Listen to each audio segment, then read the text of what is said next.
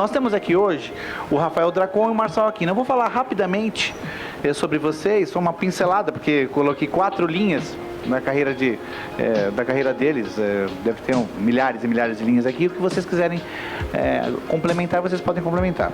O Rafael Dracon é romancista, roteirista de cinema e editor. Ele tem a marca de 200 mil exemplares vendidos, é o autor mais jovem a assinar com os braços nacionais de 2 das maiores holdings editoriais do mundo. É roteirista premiado pela American Screenwriter Association e chegou ao 4º lugar dos mais vendidos no México pela Random House. É isso? Você quer acrescentar mais alguma coisa? Não, me senti até importante. Não, você é importante. Bom, o Marçal Aquino... Oi? Faixa preta, isso eu não sabia. Bom, o Marçal Aquino é jornalista, escritor e roteirista de cinema e televisão. Ele publicou muitos livros, entre eles o volume de contos, a coletânea O Amor e Outros Objetos Pontiagudos, pelo qual recebeu o prêmio Jabuti, além dos romances Cabeça Prêmio e Eu Receberia as Piores Notícias dos Seus Lindos Lábios, que foi adaptado para o cinema. Atuou como roteirista de filmes como O Invasor e O Cheiro do Ralo. Seus livros estão publicados na Alemanha, França, Suíça, Portugal e México. Quer complementar? Não, eu me senti importante. Que bom. Então vamos lá. Vocês são escritores com quase 30 anos de diferença da publicação do seu primeiro livro para a publicação do seu primeiro livro. Quando vocês começaram, como era o panorama da literatura? Como era a literatura na época de vocês? Havia algum modismo literário? Houve aceitação imediata da obra de vocês ou isso demorou a acontecer? Vamos começar pelo Dracon. Ok. 30 anos de diferença? Quase 30. Cara, é a minha idade. Quase, né? Então, isso é muito interessante estar aqui com o Marçal, exatamente que em 2007 foi quando eu estreiei. Assim, alguns meses antes de eu estrear, eu fui numa palestra do Marçal no Rio, lá no Banco do Brasil, lá no auditório, e escutei ele falar sobre o mercado editorial, o mercado que eu queria entrar e que eu almejava. Por isso que é tão marcante hoje estar aqui do lado dele 7 anos depois, né, de passar uma estrada já, né, ver tanta coisa acontecendo. E no meu caso, sobre o mercado em si, eu faço literatura fantástica, né? Uma literatura que não havia um mercado de literatura fantástica nacional. Havia, obviamente, escritores de literatura fantástica nacional, mas não havia um mercado. Antes do André Bianco chegar lá e abrir, meter o pé na porta, usando o próprio dinheiro para ir de livraria em livraria publicar o livro dele, aquilo que é uma história que o pessoal já conhece. E aí, depois do André, eu consegui a proeza de conseguir ser publicado pela Planeta depois de uma saga que tinha tudo para dar errado, uma história que tinha tudo para dar errado e que eu arrisquei tudo. E depois o Eduardo Spor também veio e conseguiu numa época do Crepúsculo, estava em cima, e conseguiu brigar ali na lista da Veja. Então, por isso que existe uma parte dos fãs de literatura fantástica que chamam a gente da Trindade, no sentido da gente ser os 3 que abriram o mercado para a literatura fantástica nacional. Não que a gente tenha sido pioneiro, mas que a gente tenha ajudado nesse sentido. E aí, hoje, a situação é bem diferente. Hoje a gente tem um mercado já consolidado de literatura fantástica nacional. Até o trabalho que eu fiz frente à Fantasy na Casa da Palavra envolvia muito isso de descobrir novos autores. E outras editoras têm feito isso, a Rocco vai iniciar agora um selo nesse sentido também, editoras como a Gutenberg, editoras como a Vermelho Marinho, a Lir, são várias, né, a Draco, várias editoras que revelam novos autores todos os dias. E o que é mais interessante é que hoje a gente vê muitos leitores querendo se tornar escritores de literatura fantástica e tomando esse prazer de pegar como exemplo esses autores que conseguiram.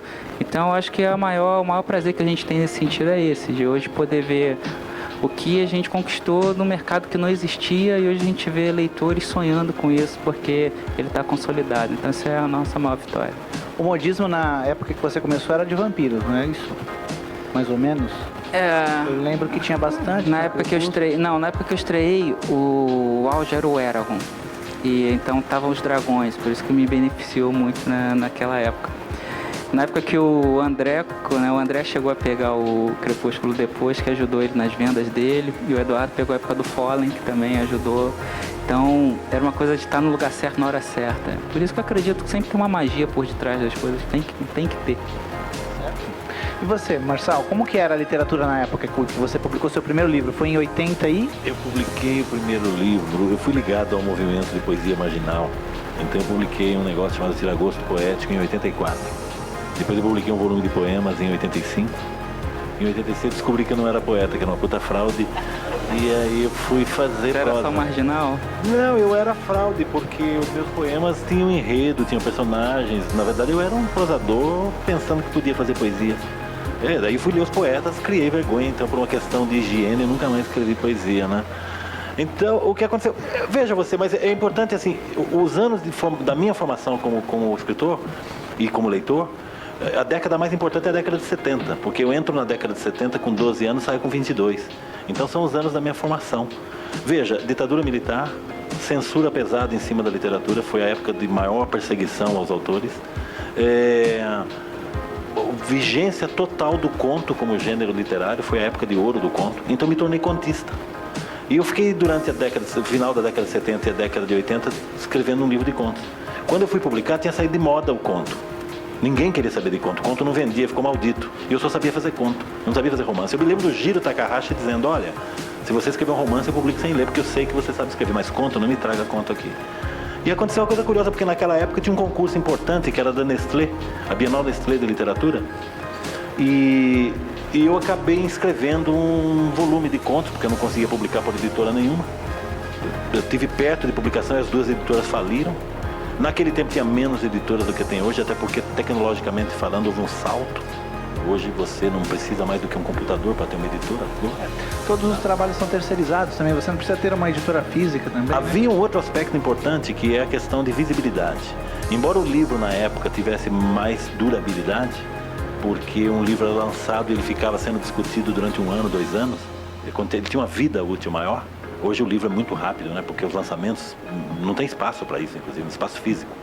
E eu acho, em função do que aconteceu, dessa revolução tecnológica, o livro tinha uma importância social, sobretudo na década de 60, quando eu comecei a ler, que hoje não tem. O livro tem importância na vida das pessoas. Hoje não tem. Eu acho que o livro hoje é um produto de consumo, mudou a forma, mudou tudo, né? Mudou a forma de ir ao cinema, mudou. Então o livro também participa disso. O livro já é um produto. Não à toa as livrarias hoje são grandes supermercados coloridos e lindos, né? O livro tem que ter esse atrativo. Então mudou um pouco aquela coisa do leitor, como, né? Os caras que liam. Enfim, era muito diferente disso tudo. Era mais difícil publicar um primeiro livro. Eu acabei publicando porque eu ganhei um prêmio, eu ganhei a Bienal Nestlé, por isso que o livro foi publicado. E a partir daí você vai, porque estimula você. Eu acho que o escritor, quando ele escreve, ele quer ser lido. Se você deixou de ser aquele escritor íntimo, escrevendo para si mesmo, se você acredita que as suas histórias podem ser compartilhadas, tudo que você quer é que os seus livros circulem. E é muito complicado num país como o Brasil, que tem 3 mil leitores. Né? Aquela coisa assim, qual é o mercado brasileiro de ficção adulta? 3 mil leitores. Essa é a tiragem média de livro no Brasil. Eu digo, é uma seita. Sabe? Tem igreja que tem mais fiéis do que a literatura. Sem contar que desses 3 mil, 500 são jornalistas. Outros 500 são os próprios escritores. 40 família. Restam os caras que gostam. Porque é difícil você pegar alguém hoje que gosta de literatura como leitor, só como leitor. O cara quer escrever também. Ele acaba, sabe? Então, houve uma mudança radical do momento em que eu me interessei por literatura até os dias de hoje. Eu acho que hoje, sabe, eu acho muito diferente a situação. Entendi. Sobre isso, alguém quer fazer alguma pergunta? Eu vou intercalando. Não? Então tá bom. Vamos lá. Formação. Não existe uma escola ou faculdade oficial que fala, ó, vamos formar você como escritor, uma graduação, algo assim. Não existe assim. Como se forma um escritor? E por que ele escrever livros? Há uma necessidade de contar? Porque veja só, você é jornalista e atuou como repórter policial, e você é cineasta. Então, no final das contas, você até escreveria, mas escreveria para jornal. Você escreveria roteiros para cinema. Por que a literatura? Como se forma um escritor nesse sentido? Olha, eu me formei porque eu comecei a ler com 13, 14 anos, quando eu deixei os quadrinhos, eu achei que ia ser desenhista de quadrinhos.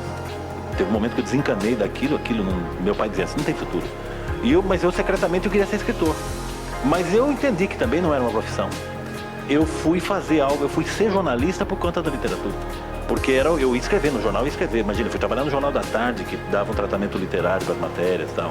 Então, o jornalismo para mim foi um caminho que eu encontrei para eu poder trabalhar escrevendo, que era o que eu gostava. Mas, secretamente, eu continuei fazendo, eu sempre escrevi. Eu falo que eu ganhava dinheiro para pagar as contas e financiar o sonho. Porque eu sabia que não ia ganhar dinheiro com literatura. Eu nunca olhei para a literatura como fonte de renda, vou viver disso. Eu tive até uma incursão pela literatura juvenil, que são grandes tiragens, sim. Eu fiz um livro que todo mundo leu, que chama A Turma da Rua 15.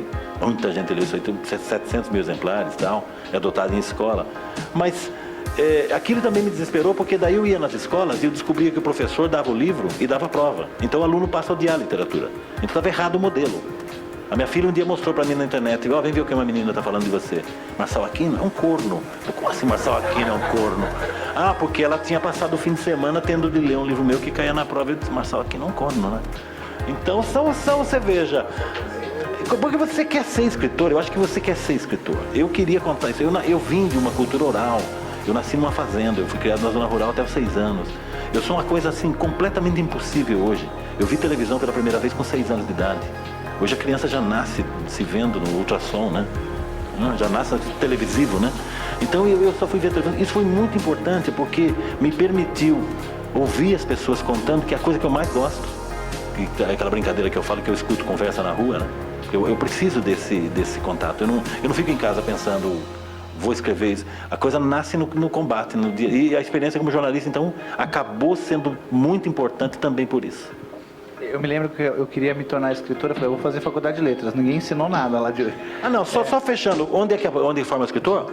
Nos livros. Nos livros. Não há outro lugar. A única maneira de aprender a escrever é lendo. Você pode fazer oficina, é muito bom, porque queima etapas, né? Você vai fazer uma oficina com um cara que tem experiência, evidentemente ele passa a experiência para você, você evita certas bobagens. Mas não tem outro lugar, até porque o escritor nunca está pronto. Ele nunca pode sentar e falar, bom, agora eu sou escritor. É sempre, o próximo livro é uma incerteza. Deixa eu te perguntar uma coisa então, isso. Quando você falou assim, olha, é claro que você vai dizer, você é muito humilde, deu para perceber que você vai dizer que está sempre em formação, mas quando você falou assim, atingia uma maturidade literária, eu acho que agora eu posso me considerar um escritor de respeito. Em que momento você acha isso? Não acredito que isso tenha acontecido. Não vejo assim, porque eu acho que eu sempre pensei que, uma ilusão que eu tinha também no jornalismo, que escrever eu acho difícil. Eu não acho fácil escrever. Tem gente que deve achar fácil, não sei. O problema da gente é que a gente lê um texto muito bom e pensa, pô, o cara escreveu, não é verdade. Pode ter custado caro. Então, eu acho que assim, você não está pronto nunca. E outra, se você é tão bom, você não terá dificuldade no seu próximo livro. E eu acho que a cada livro, você piora as suas expectativas, piora no sentido de que você não quer pisar onde você já pisou. Você não quer pisar sobre as suas próprias pegadas. Tem tudo isso aí. E, fundamentalmente, no fundo, nós não sabemos por que escrevemos. Existe um lado misterioso aí que é inexplicável. Também não me interessa desvendar. É bom, eu não acho uma doença, tem gente que fala escrever uma doença, não acho doença merda nenhuma. Acho uma delícia escrever, acho a possibilidade de você publicar, genial. Acho você compartilhar a história com pessoas, você entender que o outro te leu, sabe? Aquela ideia que você teve, isso aí é fascinante. Agora, o escritor nunca está pronto, não pode desistir disso. Você concorda, Rafael? O que você acha disso? Perfeito, falar o quê, né? Você tem que mas falar, mas é exatamente isso que o Marçal está falando sobre a questão da vontade de escrever e ser escritor. No meu caso, eu fui fazer a faculdade de cinema para aprender a escrever para cinema. E, no fundo, estudando a estrutura aristotélica, ou a estrutura de Sid Field, Robert McKee, ou tive um professor que era cubano, então ele me mostrou a estrutura, como eles faziam lá na faculdade de cinema de Cuba. E no final é tudo muito parecido com a história literária, as coisas de trama, de ponto de virada e tal. O que muda realmente é a forma como você coloca aquela história na hora de contar. E aí, eu tive uma influência muito grande do meu avô, porque eu vim de uma origem muito pobre no Rio de Janeiro. Minha família, ela veio de uma origem muito pobre. Meus avós, eles moravam do lado da linha do trem. E aí, só que o meu avô, ele era igual aquele personagem da Vida é Bela, sabe? Que via poesia na desgraça. Então, por exemplo, quando alagava o barraco deles, em vez dele transformar, né, para ele não transformar aquilo num problema para minha mãe e para meus tios, ele fazia com que eles fizessem barco de papel para brincar na enchente. E aí eles iam dormir, ele pegava com aquela pá sozinho, tirava toda aquela terra para que quando eles acordassem eles não vissem aquilo cheio de terra e tentassem não se traumatizar com aquele processo. E ele era um contador de histórias, então. Ele chegou a trabalhar no cinema, trocando como projetista. Então ele assistia 500 vezes aqueles filmes, Os Brutos Também Amam, Meu Ódio Será Sua Herança, sabe, Rastro. Né?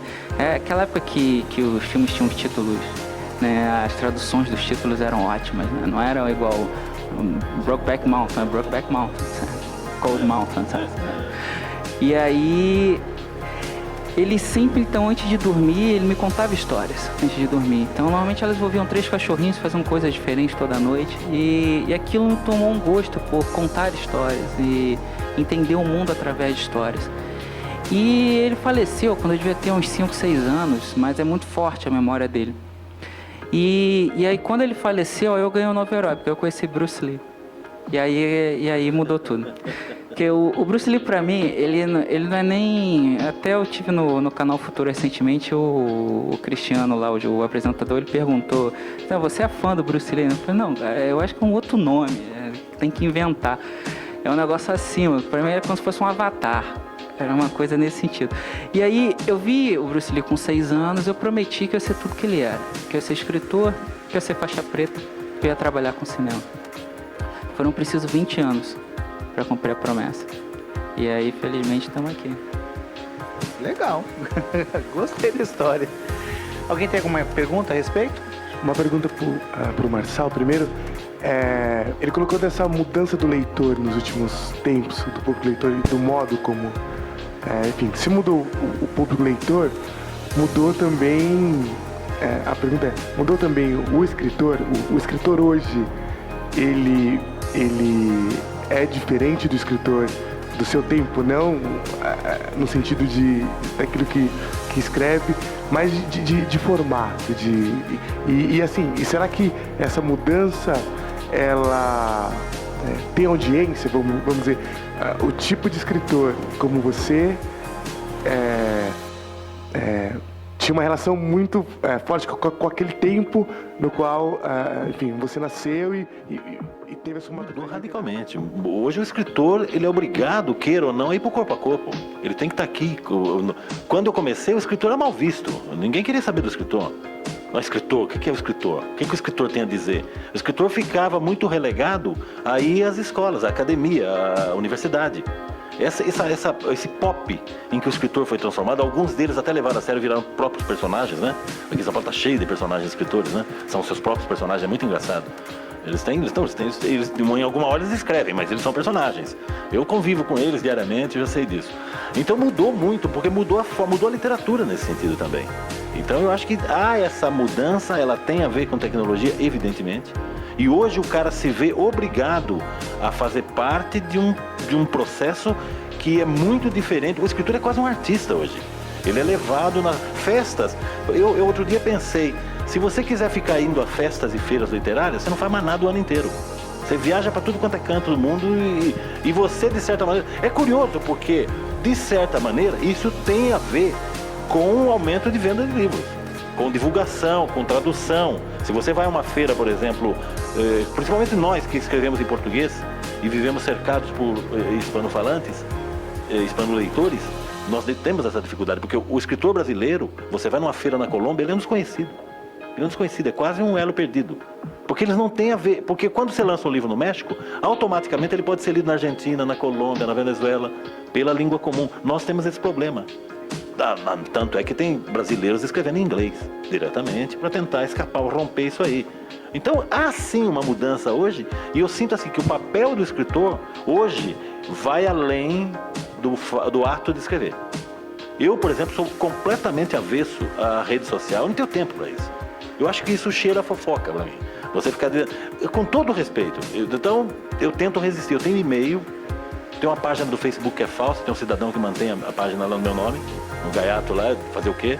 Eu não tenho Twitter, eu não tenho nada disso. Eu digo, se eu fosse um escritor começando hoje, eu estaria frito. Porque eu ia Era isso que eu queria perguntar. Eu ia ter que fazer. Escritores reclusos, por exemplo, vamos pegar um Dalton Trevisan. Se ele fosse começar a carreira dele hoje, ele não estaria morto. conseguiria. Hoje ele teria que ir no Faustão. Você tá entendendo? É. Sabe? Não, o Rubem Fonseca, que é outro escritor avessa Rubem também. Fonseca. Pô, é interessante, muito interessante ouvir isso, porque eu falei isso e eu gerei uma polêmica nas redes sociais, que o meio literário ficou falando de mim 2 semanas. Mas de repente eu fiquei conhecido no meio literário porque eu falei isso, eu falei a verdade. E aí a jornalista, claro, ela aproveitou para aproveitar a polêmica, porque isso, eu usei exatamente o que você falou agora, eu expliquei para ela. Então eu virei para ela e falei para ela uma hora, hoje o escritor, ele não pode mais ser isolado, ele tem que ir pro corpo a corpo, você tem que participar de feira, você tem que estar disposto a batalhar pelo seu livro, porque você está concorrendo com muita coisa que às vezes não é nem literatura.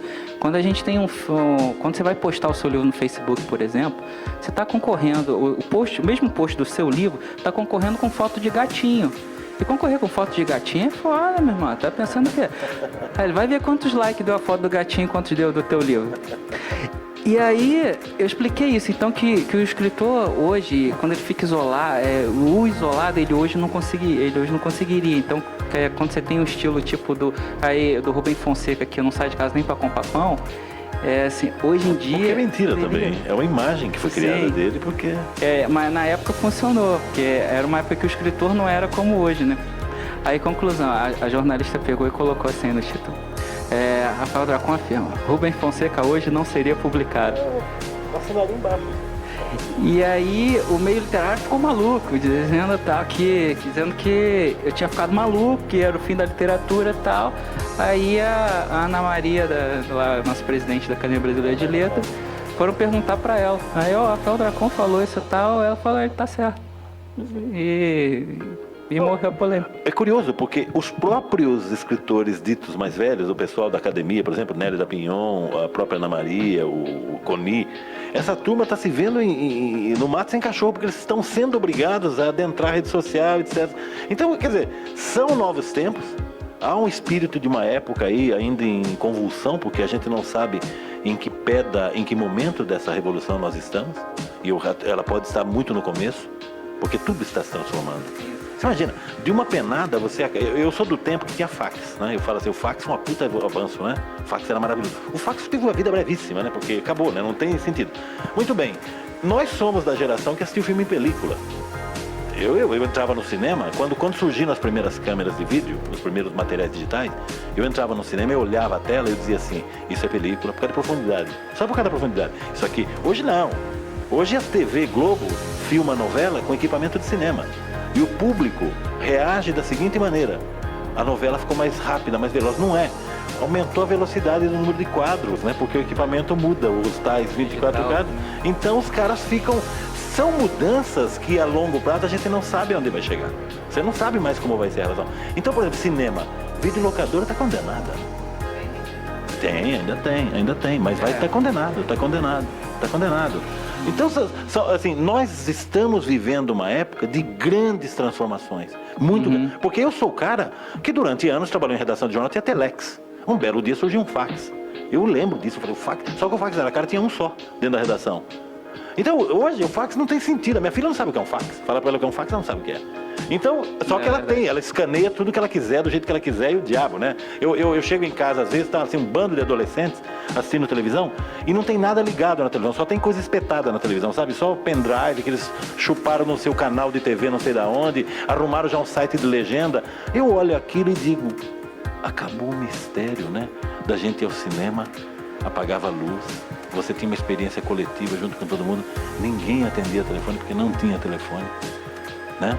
Hoje o cara tem um sacão de pipoca gigante, assim, vai com o telefone. O filme é apenas mais uma coisa que acontece dentro da sala. Isso, exatamente.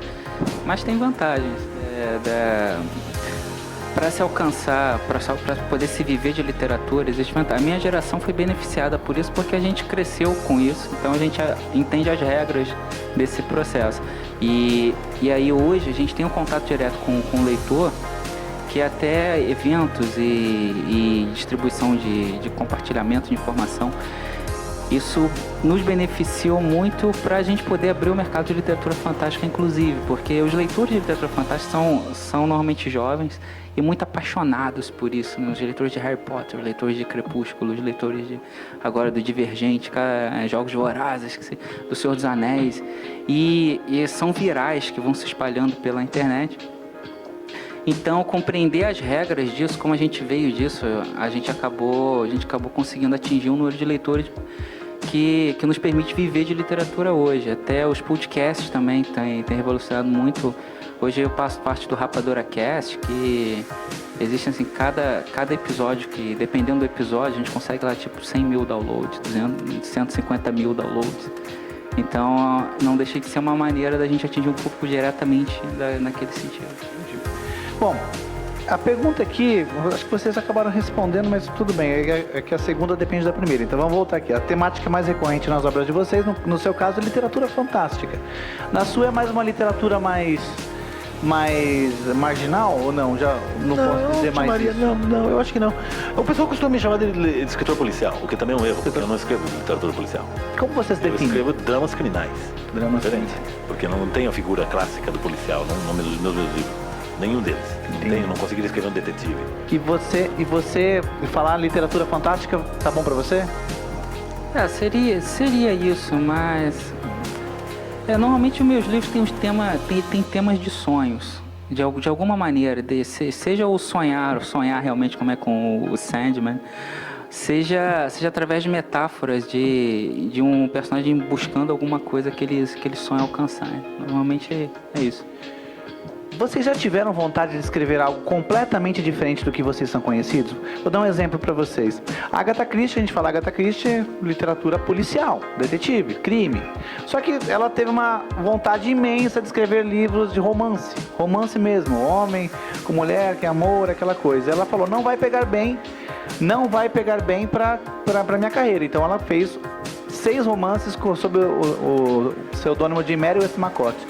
Então, vocês já se viram com vontade de escrever uma outra coisa, um outro tipo de literatura, mas ficaram com um certo receio porque vocês não são conhecidos por isso? Eu obedeço o insondável. Eu sou gerente do Zoológico Invisível, sabe como é que é? Significa o seguinte, eu não sei sobre o que eu vou escrever. Eu não tenho um plano fechado. Eu procuro tentar ir a lugares onde eu não fui. Você escreveria uma comédia? Escreveria, se eu soubesse. Romance? Se eu soubesse escrever, eu escreveria. Eu estou escrevendo atualmente um livro de época. É um romance de época. Se passa no Brasil em 1760. Não fiz nenhuma pesquisa histórica. Estou me divertindo barbaridade porque é um livro, é uma sátira, é uma farsa. É uma farsa que se passa no Rio de Janeiro, capital da colônia. E, bicho, eu estou me divertindo porque eu estou me lixando para o rigor histórico. Porque eu falei, se eu for pesquisar, vai ser um tratado, não vai ser um livro. Então eu me entreguei à ficção. Se você me perguntar como acaba, eu não sei. Eu escrevo sem saber. Eu não faço planos. Então eu não conseguiria dizer assim, vou escrever um negócio que não estou esperando. Vou escrever um livro de terror, por exemplo, que é um gênero que eu gosto de ler. Eu nunca escrevi. Não, pode ser que uma história surja para mim e aí não importa, eu vou escrever essa história. Por isso que eu digo que é limitante, às vezes, você apontar o dedo e dizer escritor de literatura fantástica ou escritor... São formas de ver o cara, botar no quadradinho dele. Mas fora isso, não. Isso, a mim não preocupa. Eu sou um escritor. Eu escrevo histórias, por coincidência, são histórias realistas. A única coisa que eu garanto para você é que ninguém voa nos meus livros. Se voar, eu explico porque voou. Né? É um pouco, eu sou o chamado escritor da realidade. Eu adoro a ideia de que os meus textos partem da realidade. Já nasceu coisa de ouvir na rua uma frase e falei, vou escrever um conto sobre isso. Já vi uma cena, que eu acho que é isso.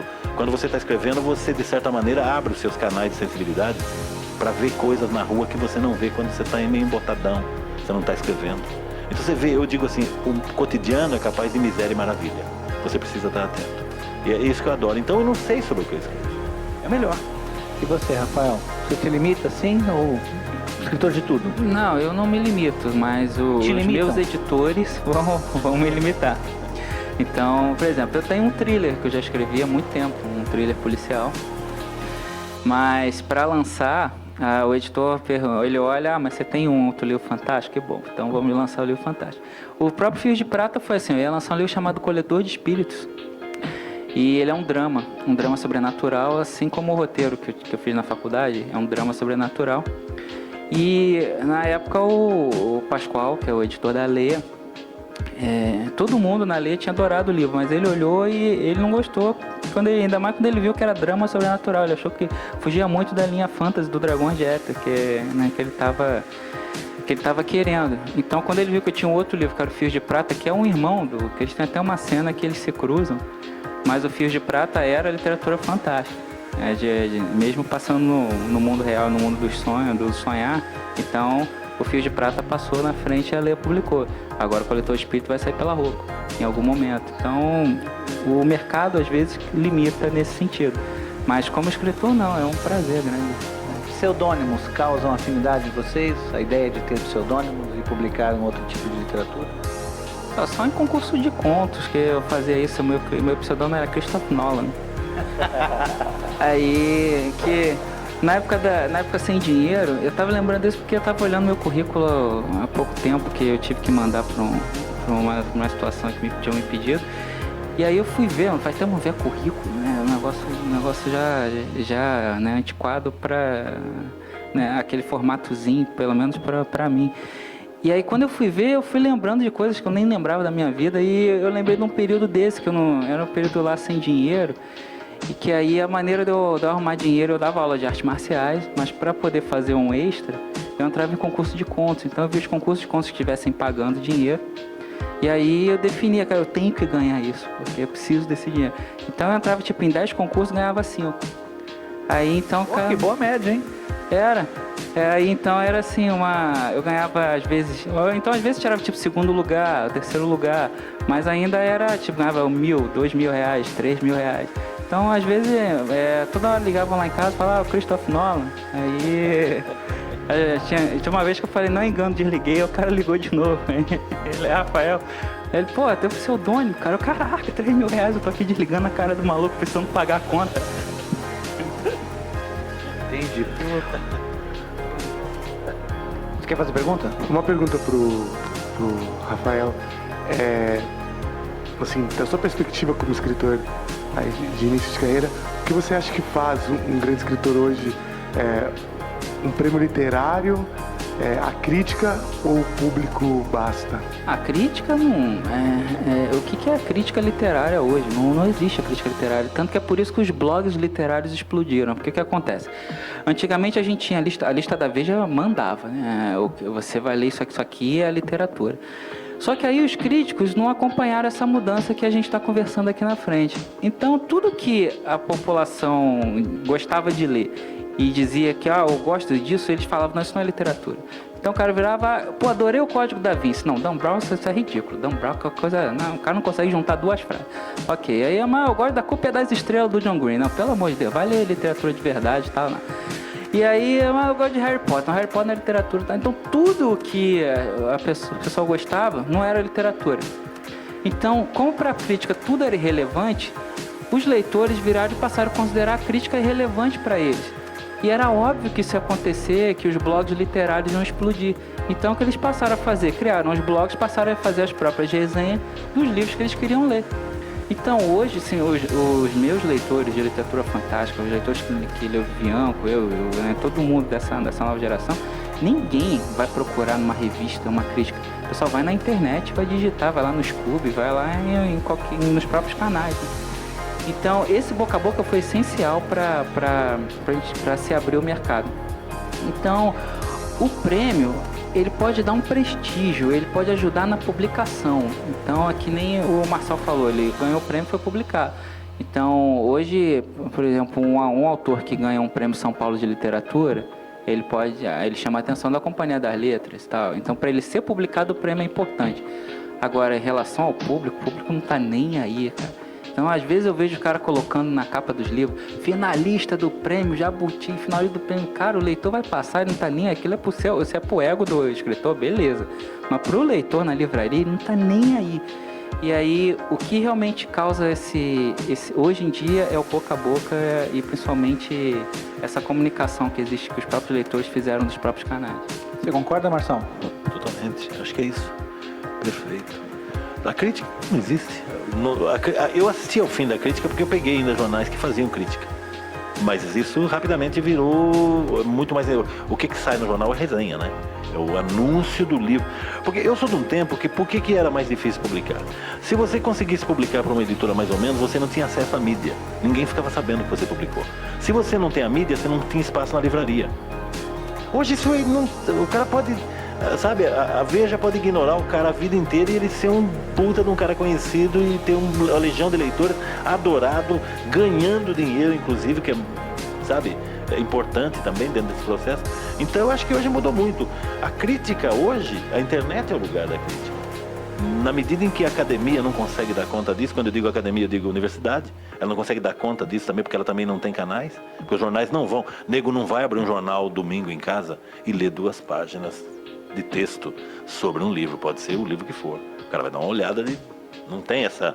Só estudioso vai atrás. Então, vocês não se preocupam muito com a crítica pós-publicação. E a crítica antes da publicação? Quem lê as primeiras versões das histórias de vocês? Quem lê as suas primeiras histórias? A sua esposa? Antigamente era minha mãe. Aí, porque ela... Mas aí não tinha crítica nenhuma. O quê? Ah, é? É que tu não conhece minha mãe.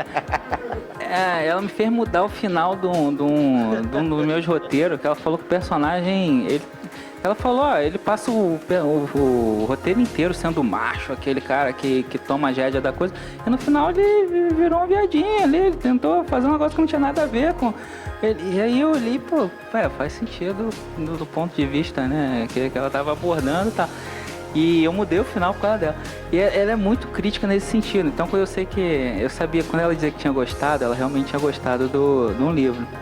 E minha mãe já me salvou de um monte de furada também, né? Que, principalmente nessa época que eu te falo, a gente veio de uma origem pobre, então as coisas que ela já me salvou de deixar de fazer, por exemplo, uma vez me convidaram para fazendo teste no clube de striptease. Aí eu olhei Pois é. Isso sim é uma biografia, né? Tá vendo? Aí... E era a época da pindaíba mesmo, né? A gente não tinha nada assim. Aí eu virei e falei pra minha mãe, vem cá, você se incomodaria de ter um filho gogo boy? Ela assim, meu filho me incomodaria muito.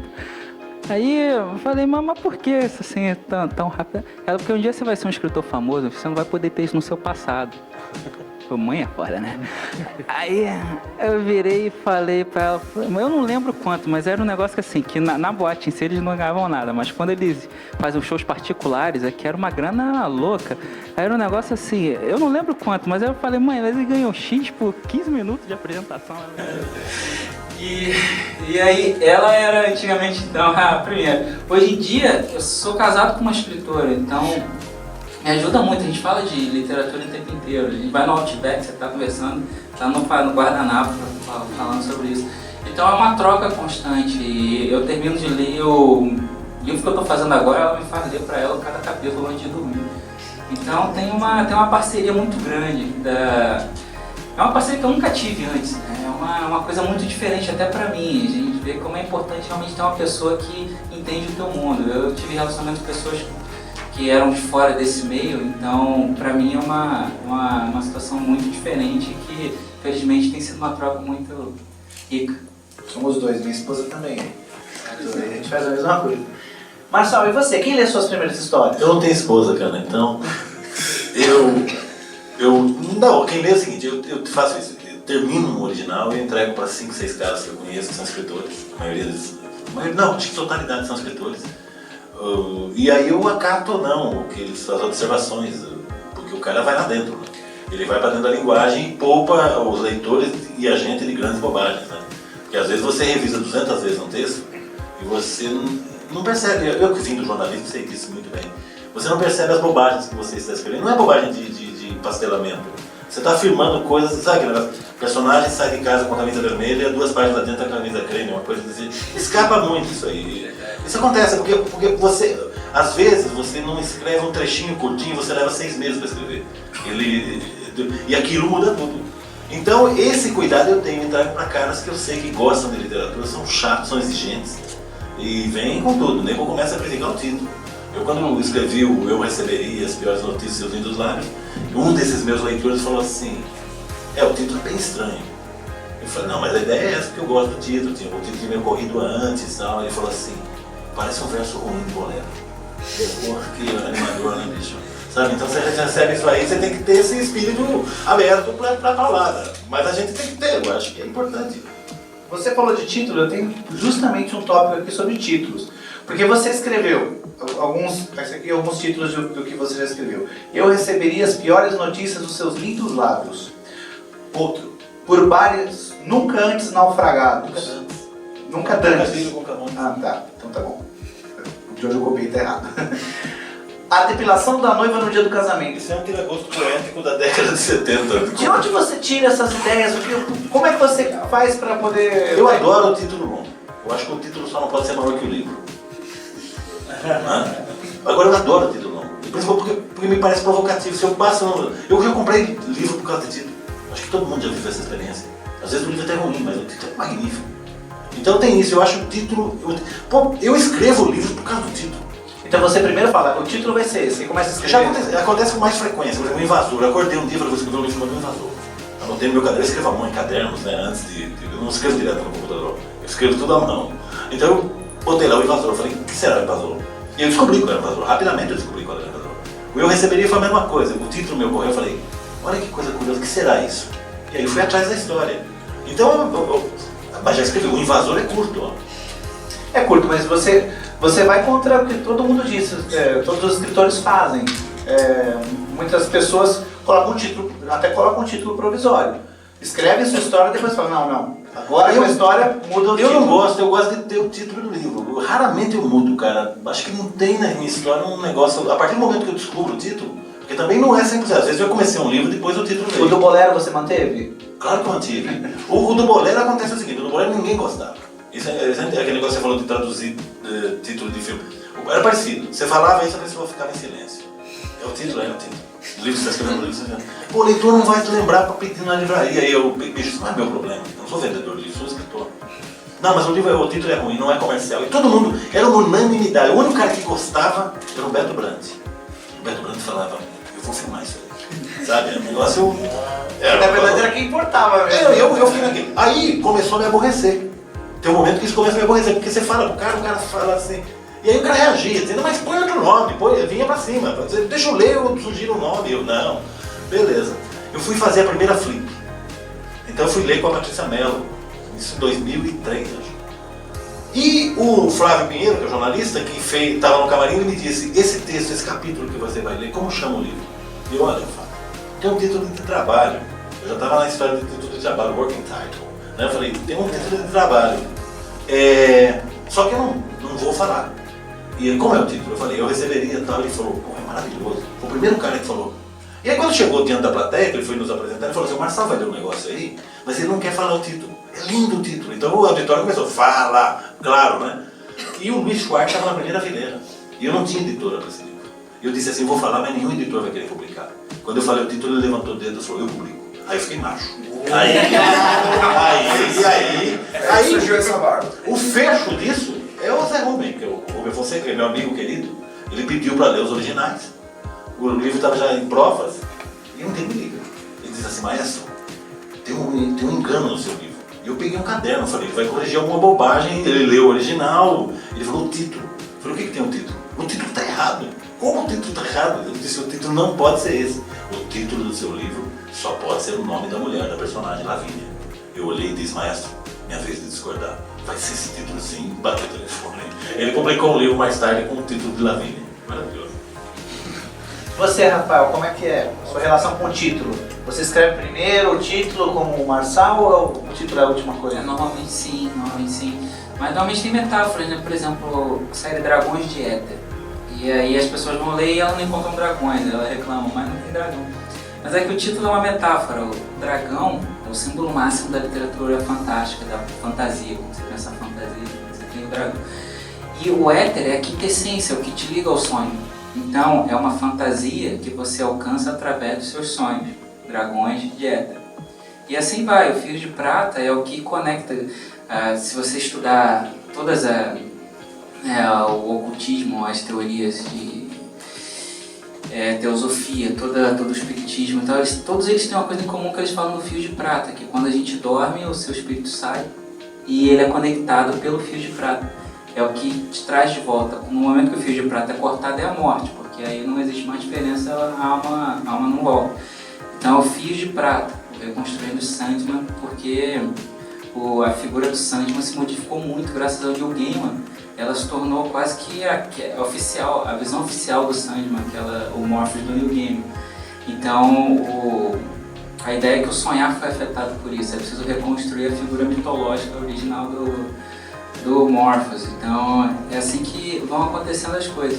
O Espíritos de Gelo é um livro de terror que me foi pedido em Portugal, até foi um desafio do Instituto Português, que me ligou para representar o Brasil numa série de terror de lá, e eu tinha que escolher uma lenda urbana no Brasil, do que eu quisesse fazer um livro de até 200 páginas. E aí eu escolhi a lenda urbana do cara que toma um Boa Noite Cinderela, quando ele vai numa festa, ele bebe com uma desconhecida, ele acorda numa banheira de gelo, aquela história com o telefone do lado, pedindo para ele ligar, não sair da banheira, e aí descobre que levaram o rim dele. Isso é uma lenda urbana já famosa aqui no Brasil. Então daí que nasceu Espíritos de Gelo. Então vem assim, vem de acordo com a história, mas a maioria das vezes o título vem primeiro também. É diferente. Bom, pessoal, alguém tem alguma pergunta sobre o que a gente falou até agora? Uma pergunta. Diga. Alô, fiquei curiosa. Você fez Kung Fu? Eu fiz Taekwondo, que era o que tinha mais próximo, né? Então eu me graduei em 2 estilos de Taekwondo, com boxe, judô, rapidô e defesa pessoal. Ah, entendi. Eu também fiz Taekwondo. Vamos lá. Vai ter luta? Hoje Não vai não. Não encosta nela não. Vamos lá. Você trabalha em equipe sobre roteiros de cinema, roteiros de TV. Você é formado em cinema também. Como é que vocês lidam com o trabalho em equipe? É difícil trabalhar em equipe para contar uma mesma história? Tem que se fazer muitas concessões e no final a ideia de quem prevalece. Olha, eu não escreveria um roteiro sozinho, eu não tenho a menor vontade de escrever roteiro, eu acho chatice. Porque eu gosto de literatura. Se eu for escrever uma história, eu escrevo literatura. Eu falo assim, eu tenho uma ideia, eu penso assim, dá uma novela, dá um conto, dá uma crônica. Eu nunca penso em dar um filme. Nunca. Eu preciso que um cara venha pra mim e diga, eu quero filmar isso aqui.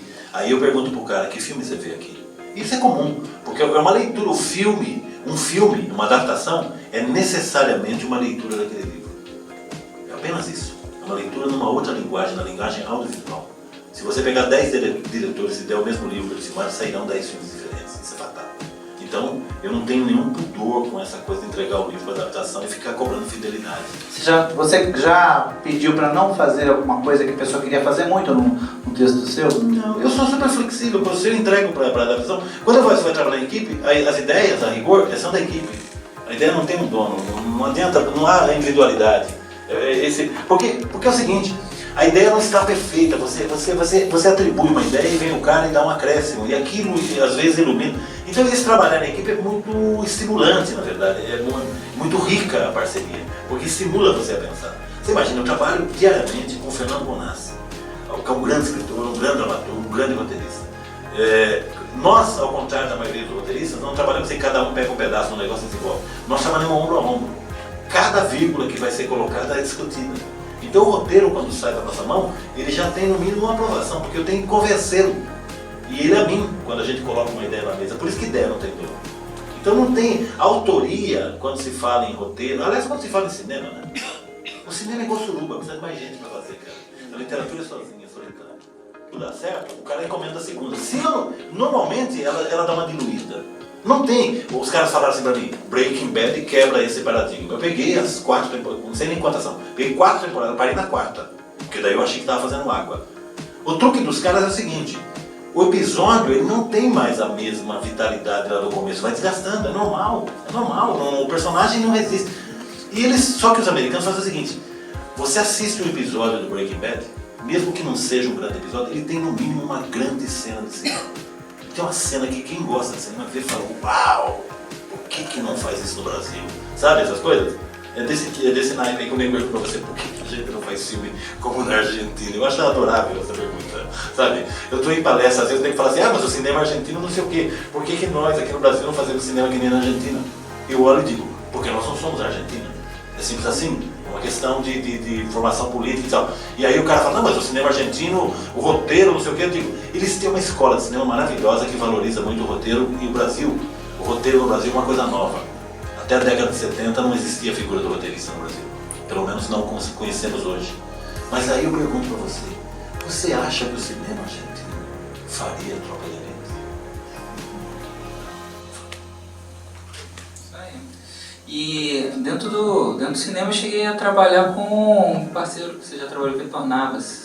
Vitão, grande Vitão, prolixo, nossa, até o cabelo dele é prolixo, né? Eu gosto muito dele, mas ele é muito prolixo. É verdade, quando o Vitor liga, tem que olhar e pensar, eu tenho 2 horas sobrando, porque ele... Não, o Vitão, ele tenta convencer você, ele é um bom roteirista por causa disso. Sim. Ele tenta convencer você, eu trabalhei com ele, então eu dava sinopse pra ele. E ele não obedecia a sinopse, então eu fiz um negócio louco. Eu li o roteiro e chamava ele, ô Vitor, vem cá. Mas não é isso aqui, cara. Não, mas eu acho mais bacana. Não, não é bacana, cara. Isso aqui tá provando na Globo, não tem nada de bacana, cara. Isso aqui é o seguinte, vai cair lá, o cara vai devolver. Não tem? Ah, mas é mais... Não tem mais bonito, não existe isso. Então é adorável. Isso. E aí a gente desenvolveu até uma história do PCC que foi encomendada pelo Hank Levine, que é um dos produtores da Cidade de Deus até. Mas ia ser dirigido pelo diretor do The Educators, o alemão, o Hans. Mas aí depois o Hans e o Hank, eles ficaram meio decepcionados com a burocracia brasileira e resolveram cancelar o projeto deles. Mas esse trabalho em dupla, é isso que esse Marçal está falando. Pelo menos a experiência que eu tive com o cinema é muito enriquecedora, a forma como você acrescenta ideias. E a experiência primeira que eu tive, então, foi com o roteiro que eu escrevi na faculdade, era um roteiro chamado In Your Hands. Foi o primeiro roteiro de longa-metragem que eu fiz na vida. E eu tinha um professor cubano de roteiro chamado Antônio Molina. E aí uma vez ele virou pra gente e falou pra gente, eu vou ter uma festa, vai vir o presidente da RKO, vai estar no Brasil, está doido para ler roteiros. E aí ele falou, tinha uma semana para entregar um roteiro na mão dele para ele apresentar para o presidente da RKO. Aí eu sentei na praça de alimentação do Barra Shopping, que fica do lado da faculdade lá, com um amigo meu, Ricardo Calvé, e a gente bolou toda a linha do In Your Hands, o argumento inteiro. A gente fez ali na praça do Barra Shopping. E aí eu virei noite na faculdade, usando o computador da faculdade, escrevendo, montei o roteiro inteiro, passei para ele, ele viu o que ele achava que a gente deveria mexer e ele traduziu para o inglês. E aí a gente apresentou para o Molina assim, um dia antes da festa. Aí ele olhou e ele falou, você me desculpe, eu sou um idiota, o primeiro convite foi na quarta passada, então eu perdi a festa, e me desculpe. Mas como o roteiro já estava escrito, já estava em inglês, então a gente escreveu nos 2 concursos americanos, que era o da Rights for the Guilds, da Guilds, isso, e da American Screenwriter Association, que hoje não existe mais, mas na época também era a associação dos roteiristas de lá. E a American Screenwriter Association, ela depois enviou um prêmio de mérito pra gente, que acabou me abrindo portas pra caramba. Eu passei a avaliar roteiros dentro da O2 Filmes, com um projeto que o Fernando Meirelles tinha com a Fox Features da Universal. E aí foi até engraçado que eu avaliei até roteiros dos meus professores de roteiro que vieram para o O2. Era muito louco isso, né? Você aprovou? Não. mas não era bom, não era. Eu te mostrava o que não era. O que não ia servir. E aí acabou que o projeto ele só produziu o filme do Heitor Dália, que era aquele A Deriva, que ele fez com o Vicente Kessel e tal, e depois o Fernando acabou não dando sequência nesse projeto, mas foi uma experiência muito rica e contribuiu. Legal. Alguém tem pergunta? Opa! Posso fazer só um comentário antes? Assista a 5ª temporada, Breaking Bad, nem assim me deixou cara, eu sou enjoado pra cacete, eu sou o cara que senta no cinema, começa o filme policial, eu por Deus, por que eu trabalhei roteirista? O cachimbo faz avocatório. Eu olho e falo, legal, o cara é um matador aquele ali. Eu só errei uma vez na minha vida, eu posso fazer loterias. Eu errei o 6º sentido. Qual você errou? O Sexto Sentido. O Sexto Sentido foi incrível porque eu não queria ver o Sexto Sentido, porque eu não gosto de filme no gênero, do que falavam. Não sei o que, tá, eu não gosto desse negócio. Meio Ghost e tal, eu falei, tô fora. E o filme estava em cartaz já em São Paulo e fazendo sucesso há mais de 3 meses. E é curioso, porque as pessoas não contavam o final.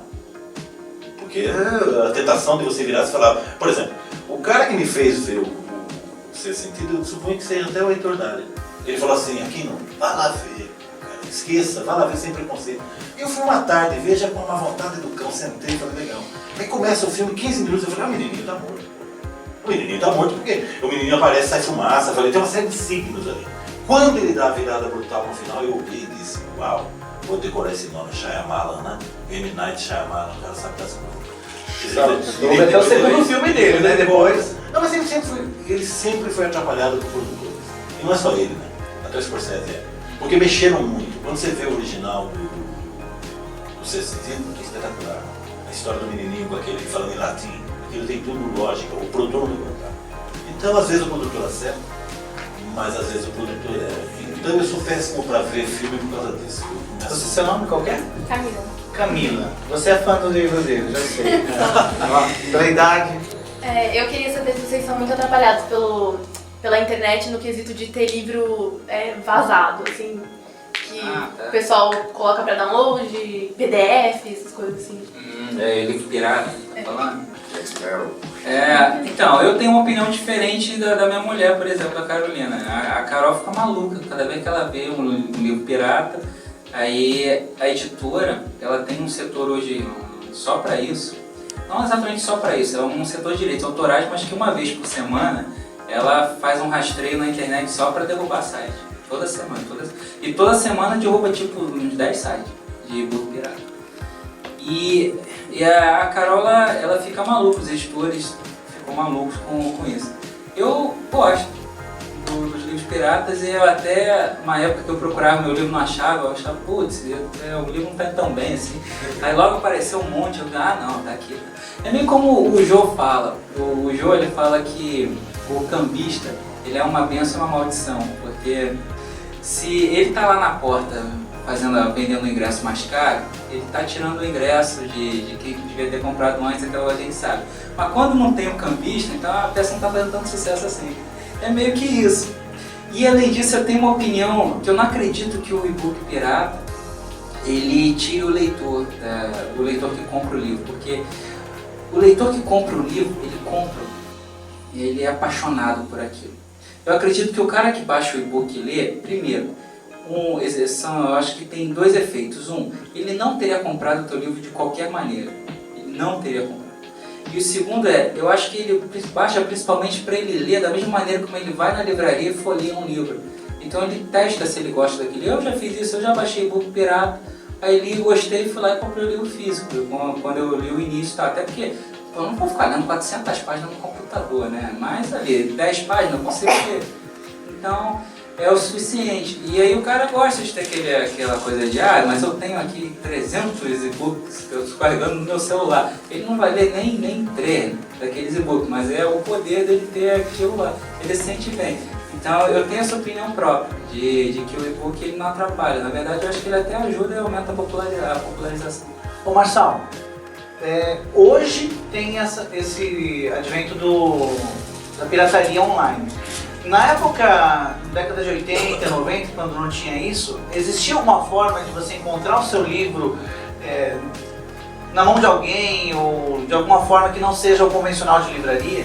Uma pirataria? Na Xerox. O livro, eu partilho dessa opinião, uma opinião subversiva pra cacete, mas eu também partilho.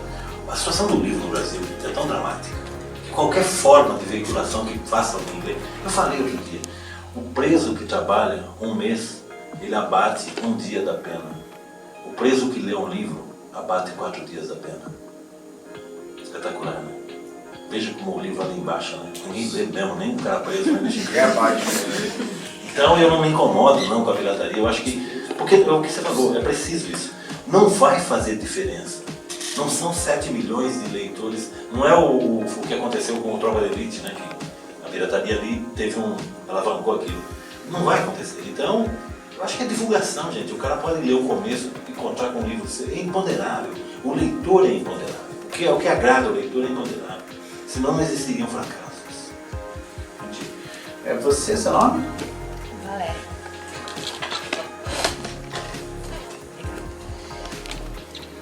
Pro Marçal. Marçal, você disse que faz diversos trabalhos para a Globo, principalmente ultimamente você tem feito alguns trabalhos para a Globo. A Globo, de alguma maneira, ela direciona o seu trabalho? Você deixa de usar a sua imaginação, a sua criatividade, o seu talento para atender algum pedido, alguma ordem da Rede Globo? Nunca me pediram nada. Eu fui chamado 2 vezes para trabalhar na Globo, nas 2 vezes eu disse não, porque era um projeto que não me interessava. A 3ª vez, quando eu fui chamado, eu e o Bonassi, eles nos disseram: nós queremos um policial que se passe no Rio de Janeiro, por uma questão de facilidade de produção, e seja contemporâneo. O que é, nós não sabemos, vocês vão dizer pra gente. A gente inventou força-tarefa. A mesma coisa aconteceu com o Caçador. Não há nenhum tipo de interferência do tipo, olha, não pode botar palavrão. Eu escrevo livremente, eu prefiro que alguém corte, se não puder. Eu escrevo, eu não posso ser meu censor, senão começa daqui a pouco você fala, não, isso não vai poder. Obviamente, eu tenho bom senso de quem escreve para TV aberta. Eu não estou num cinema de arte. Só que é o seguinte, eu acho que o trabalho do escritor é sempre ir lá pro limite. Se eles não gostam de palavrão, a gente vai botar uns palavrões para ver o que acontece. Então você está sempre empurrando, você está sempre alargando, mas sempre com liberdade. E tem uma outra coisa que eu acho, isso sim, mais importante do que uma eventual recomendação da Globo, que não acontece. Eu adoraria até que a Globo direcionasse a gente, porque a gente fica tão perdido. Nunca, nesses 6 anos que eu estou na Globo, com o Bonassi, nunca em tempo algum a gente parou e perguntou um para o outro, será que o público vai entender isso? Nós nunca fizemos isso, porque isso seria subestimar a capacidade do público, eu não gosto disso. Quando começa com isso, está errado. Eu prefiro botar lá, é o que eu disse, eu prefiro um cara que não entenda, que diga assim, eu vi seu filme e não entendi. Eu digo, vamos tentar novamente. Quem sabe ele compra o ingresso outra vez. Mas não tem esse negócio de rebaixar o discurso para chegar, porque a Globo, ela não tem esse índex que as pessoas falam, não pode tal tema, não pode. Eu nunca tive problema. Eu tive cortes em roteiro absolutamente idiosincráticos. O meu diretor falou, não gosto disso. Bom, como ele que vai dirigir, ele corta. Aí não tem o que fazer. Mas não é uma briga, é uma coisa amistosa, é uma coisa harmoniosa, até porque nós estamos todos querendo que aquilo fique pronto. Eu vou fazer uma brincadeira aqui. Não, antes da brincadeira eu quero saber o seguinte. O que escritores consagrados como vocês leem? O que vocês estão lendo? O que vocês gostam de ler? Vai lá, Dracon, fala você. Então, o ideal é sempre ler de tudo, né? Então a gente está sempre lendo de tudo. Só que quanto mais você escreve, menos tempo você tem para ler. Isso é um problema. Tipo, no avião agora, né? É o momento de você aproveitar, principalmente o e-book ajuda muito nesse sentido, né? Eu boto no celular, vim lendo A Culpa das Estrelas até no e-book. Mas eu estava lendo também O Nome do Vento, que é um livro de literatura fantástica que é muito badalado até, do Patrick Rothfuss, né? E é muito elogiado. Há muito tempo eu tento ler, mas quando eu virei editor, eu tinha que ler vários livros originais que não existiam, que não estavam sendo publicados, que eu tinha que avaliar para a editora. E aí, os livros que eu queria realmente ler, eu não conseguia mais tempo para ler, até porque no tempo que eu tinha para ler, eu tinha que ler os originais. Era meio frustrante, é um paradoxo. Você parou de ser editor quando? Parei de ser editor no final do ano, quando eu assinei com a Roku. Na verdade, eu assinei com a Roku antes, né? Assinei com a Roku depois da Bienal, um pouco depois da Bienal. Um pouco depois da Bienal, se não me engano, do Rio. Mas ainda eu ajudei a editora até o final do ano. E agora você está conseguindo ler o que quer? Agora sim, só que eu tenho que entregar o original da Roku. E eu tô um mês atrasado. E aí eu tô me projetando para acabar no fim desse mês, que eu acho que dá tempo. Hoje eu já não vou escrever. Então essas coisas ficam na cabeça. Então você é um escritor que basicamente escreve literatura fantástica, até porque o seu público pede isso, o seu editor pede isso. Mas você lê literatura fantástica e você lê além da literatura fantástica. O que você lê? Eu adoro poesia, eu adoro Shakespeare. Poesia? Shakespeare, o Cecília Meirelles, eu adoro a maneira como eles montam. Tanto que eu adoro hip hop, que pra mim os poetas modernos são os caras do hip hop. O que se faz aqui em São Paulo, lá na Santa Cruz, um dia eu vou lá batalhar na Santa Cruz, cara. Sou apaixonada por A carreira do Emicida, eu acompanho a carreira do Emicida desde cedo, quando ele tinha ali, fazia o CD piratinha dele que ele vendia no show. Tanto que eu levei o projeto para a Leia de fazer a biografia dele. E eu não sei se a Leia chegou, a gente teve reuniões e tal com o empresário dele, mas eu não sei hoje como é que tá, porque eu saí da Leia, mas eu cheguei a levar para lá a história da biografia. E romances históricos, meu livro preferido em estrangeiro, O Rei do Inverno, do Bernard Cornwell. Eu já li, sei lá, umas 5 vezes aquele livro. Mas se perguntar, meu livro preferido, Capitães da Areia, Jorge Amado. Não tem nada a ver com literatura fantástica, mas são referências. Então, por exemplo, no Dragões de Éter, né, que o Dragões de Éter tem a coisa dos contos de fada, que tem uma releitura um pouco mais sombria, um pouco mais adulta ali, né, dos personagens que vão se relacionando. Na história do João e Maria Hansen, quando ela pega o personagem do João e coloca a bruxa, ela prende ele embaixo, em vez de prender numa jaula, ela prende ele embaixo de uma escada. E ele fica lá sentindo angústia de estar na claustrofobia de estar ali dentro, os ratos passando e tal. Aquilo ali é porque na minha adolescência eu lembro quando foi forte o Pedro Bala preso debaixo de uma escada na história. Então, eu sei que assim, ninguém vai olhar e vai falar, isso aqui é uma referência a Capitães da Areia e tal. Mas é porque eu sei o que me causou ler daquela passagem, e eu quero passar o que eu senti naquela passagem. Então, é uma maneira, uma referência minha, que eu sei que é uma forma de eu atingir o objetivo. Então, são vários livros que fogem do conceito. A Menina que Roubava Livros é um dos meus livros preferidos. A forma como Marx Souza que mistura poesia e narrativa dramática. Então, são coisas que me causam apreço. Bom, você eu acho que não está lendo há algum tempo já, né? Tanta coisa. Pelo contrário, eu estou lendo umas coisas de trabalho. Eu chegou um momento, esse negócio que você fala, que vai diminuindo o seu tempo como leitor, e na verdade a gente é melhor leitor do que escritor. É meio contrassenso isso. E eu estabeleci um pacto, eu leio no mínimo 1 hora antes de dormir. Todo dia, senão não consigo, eu preciso disso. Tomo cuidado para não embalar, porque daí você lê 4, 5 horas. Você lê o mesmo livro? Porque tem gente que lê 3, 4 livros ao mesmo tempo. Eu leio 2, 3 livros ao mesmo tempo. No momento é o seguinte, eu vou escrever sobre a Inconfidência Mineira. Então eu selecionei 3 livros, vou reler um deles e 2 eu não conheço. Eu vou ler profundamente porque eu vou fazer um trabalho em cima. Mas... Quais livros? A Devassa da Devassa, do Kenneth Maxwell. O livro do Márcio Jardim, que é uma síntese factual da Inconfidência Mineira.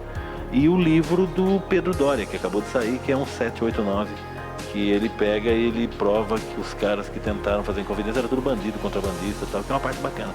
Como nos foi encomendado um policial que se passe na Inconfidência Mineira, nós vamos fazer esse trabalho aí. É o que a Globo nos contratou nesse momento. É eu, o Bonassi, o Braulio Mantovani e a Carol Couto. Nossa, o Heitor Dália dirigindo, o Jefferson D dirigindo e o Daniel Filho fazendo a direção geral. Na verdade é um projeto do Geraldo Carneiro, o Geraldinho Carneiro tem esse projeto. Eu acho bárbaro você pegar, porque nós vamos brincar com a história e com a ficção, evidentemente, né? Então é delicioso, porque você pode... Aquele negócio, né? O livro de história às vezes é rígido, né? Desta vez não, você vai poder brincar, porque nós vamos trabalhar com personagens fictícios, então... É um trabalho altamente desafiador, mas é isso que eu estou lendo, estou enfiado nisso aí, parei de ler todo o resto. Não, mas o que você lê por prazer? Tudo bem que esse livro você lê por prazer, mas aquele que você, sem pretensão, sem ser para trabalho nem nada, eu quero ler um livro. Que livro você lê? Olha, cara, nunca para de descobrir caras, né? Nunca para. Eu leio poesia, né, também. Eu sou prosador, mas eu leio muito, embora não escreva mais poemas, evidentemente. Mas estou proibido pelo sindicato dos escritores. Mas eu leio muita poesia. E o livro de poesia tem um detalhe, o livro de poemas, né? Ele não termina, né? Você não termina de ler Drummond, né? Você nunca tem alta, é igual análise. Você está lendo sempre, voltando a ele, descobrindo coisas novas. Então eu gosto muito de ler poesia. Mas eu gosto, assim, eu leio os autores brasileiros contemporâneos, eu procuro acompanhar para saber onde eu estou escrevendo. E tem hoje, a partir dos meus 40 anos, uma coisa diabólica, que é assim, reler. Falavam isso, quando você fica velho, você começa a querer reler. E é irresistível. Porque daí eu pego livros e, por exemplo, vou reler Moby Dick. Eu pensei, por que eu gostei tanto de Moby Dick quando eu lembro que eu estava na escola? Eu ficava pensando assim, tomara que acabe logo a aula que eu quero ir para casa ler o Moby Dick, continuar lendo. Eu estava apaixonado pelo Moby Dick. Até então eu achava que era uma caçada de uma baleia mesmo. Hoje em dia, os adolescentes sentem a mesma coisa pelo PlayStation 4. Pois é. Então eu volto aos livros e é incrível porque alguns livros se tornam maiores. Quando você volta para um grande autor, você vai reler, por exemplo, sei lá, o Rubem Fonseca. Você lê qualquer um dos 5 primeiros livros do Rubem Fonseca, você vê como ele é atual, como ele é poderoso, sabe? Esse é um grande escritor. E tem livros que você gostou por questões circunstanciais do momento e que você relê hoje e você fala, pô, olha que interessante quem eu era. Então eu acho assim, é uma divisão. Agora, eu sempre estou lendo, eu sempre tenho um livro comigo, eu viajo, é a melhor hora, porque avião é tranquilo, né? Alguém tem pergunta? Bom, vamos lá. Então eu vou fazer uma brincadeira com vocês, que eu sempre faço nas mediações. Que é assim, eu vou dizer uma frase ou eu vou dizer uma palavra, alguma coisa, e vocês comentam o que vocês quiserem. Então, só para dar um exemplo, se eu falar a palavra pizza, você pode falar que gosta de pizza, que não gosta de pizza. Você pode dizer que você é contra os altos impostos da farinha. Você pode dizer que o que você quiser, a opinião que quiser, com a quantidade de palavras que quiser. Então vamos lá. A primeira frase é a seguinte: seu livro em um sebo. Pode ser você. Stephen King, porque o que você mais encontra em sebo é livro do Stephen King, né? Que é o cara para ter versão de livro. Então, eu lembro que na época também, aquela época da Pindaíba, lembra do stripper? Então, aí a minha mãe comprou uma Christine do Stephen King num sebo. Aquilo é sempre maravilhoso.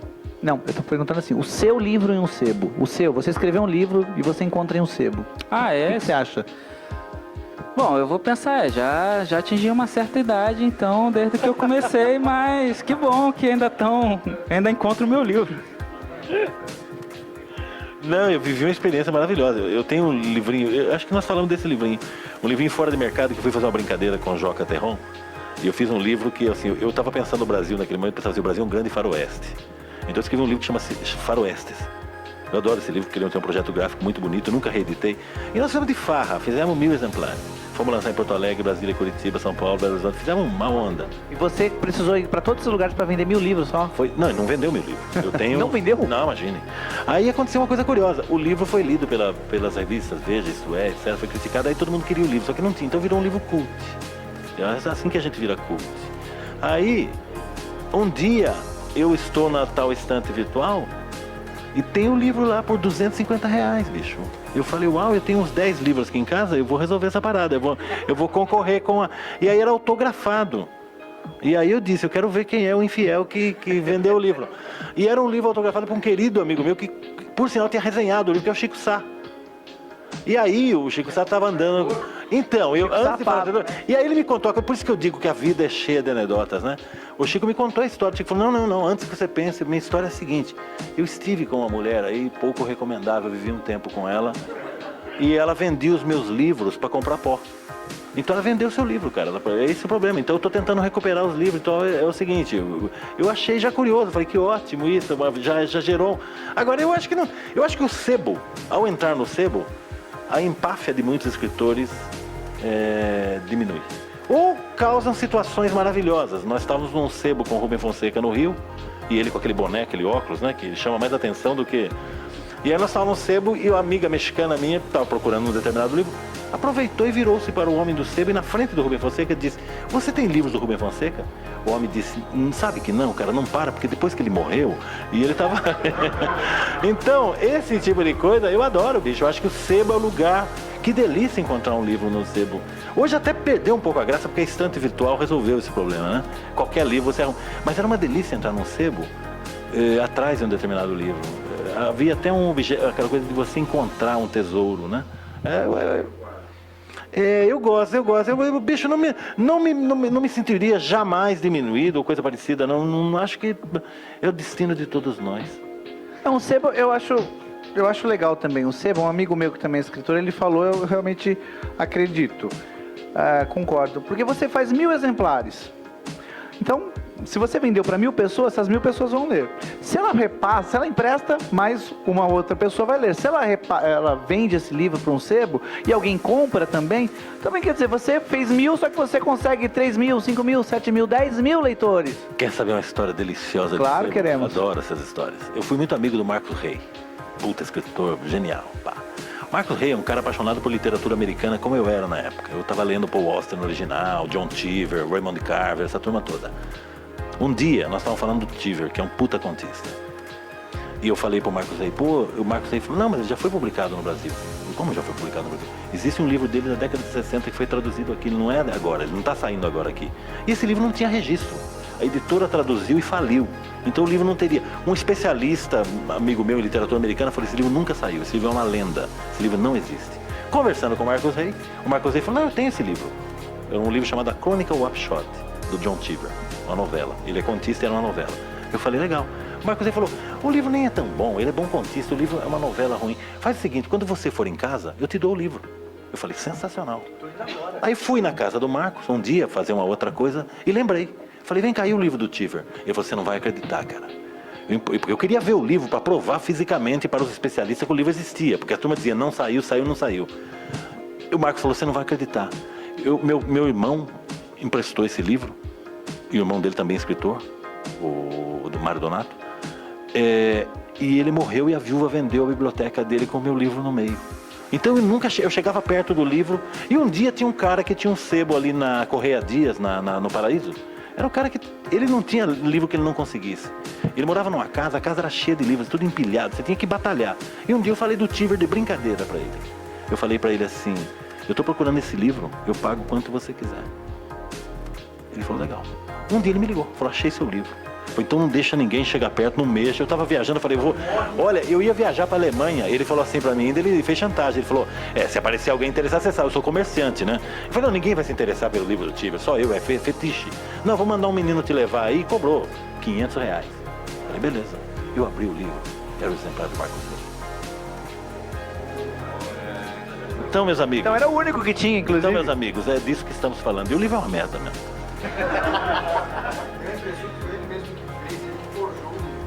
Genial, o livro sensacional, o escritor é sensacional.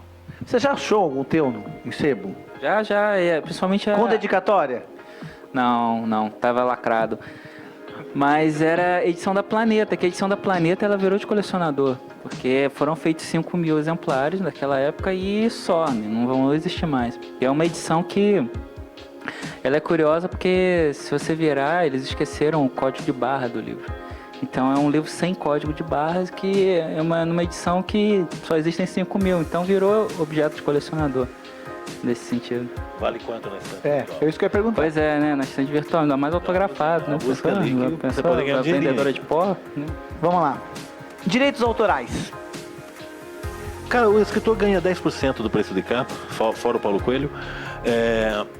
Ele recebe de tempos em tempos, então não se vive de literatura, a não ser que você tenha vendas em escala muito grandes.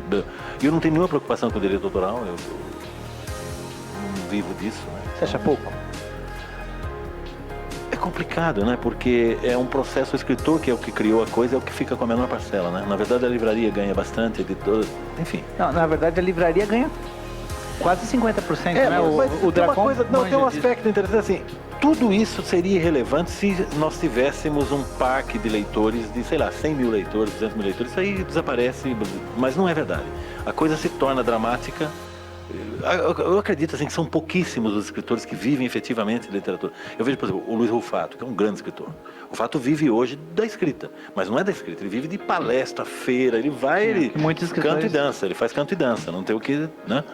Enfim, então eu não me preocupo com direitos autorais, não. Eu até ganhei dinheiro com literatura, porque eu vendi uma vez os direitos de um livro para o cinema muito bem vendido.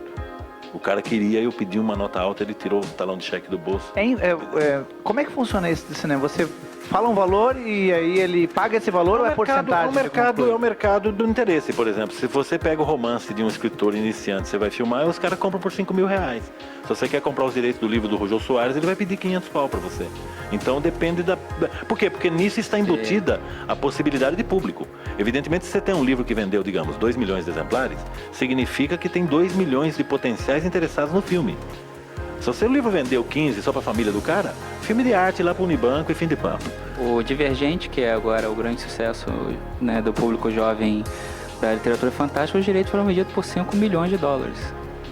Os direitos do livro só, sem contar todo o processo.